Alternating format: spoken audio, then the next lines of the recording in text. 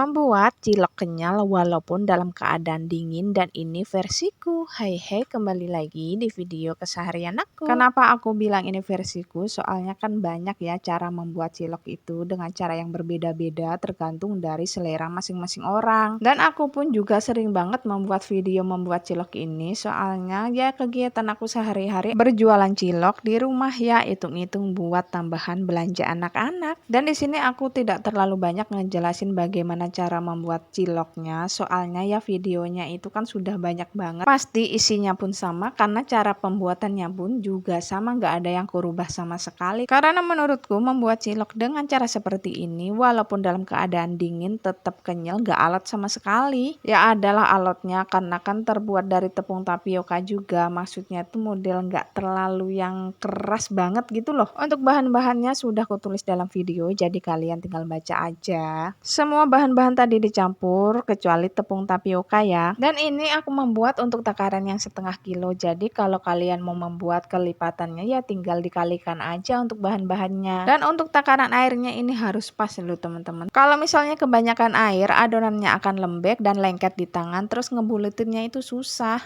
Oh iya, aku baru ingat kalau untuk cilok itu bukan adonan namanya tapi biangnya. Saat biang cilok sudah siap, tinggal dimasak seperti ini di atas kompor. Jangan lupa sambil diaduk-aduk soalnya bawahnya akan mudah gosong dan tetap terus diaduk sampai seperti ini hasilnya. Kalau sudah seperti ini, angkat dan letakkan di atas meja lalu tambahkan dengan tepung tapiokanya tadi ya. Kalau sudah tinggal diolenin aja karena masih panas, jadi ngoleninnya tuh diaduk-aduk pakai centong nasi dulu. Kalau semisalnya sudah agak dinginan baru deh menggunakan tangan. Dan untuk ngolenin ciloknya itu nggak usah yang terlalu diteken-teken, takutnya nanti hasilnya itu atos atau keras. Pokoknya ngadannya itu sewajarnya aja lah, nggak usah yang terlalu ngoyo. Kalau sudah seperti ini tinggal dibuletin aja dan ini hasilnya nggak lengket sama sekali kan di tangan. Dan aku itu kalau membuat cilok pasti tepungnya itu kutimbang dulu teman-teman, soalnya aku tuh nggak bisa kalau harus ngira-ngira, soalnya ini kan untuk dijual, takutnya nanti gagal. Niatnya mau cari untung malah rugi kan kalau semisalnya gagal. Dan aku itu ngejualnya sebijinya 500 teman-teman, jadi aku buat agak besar seperti ini loh besarnya.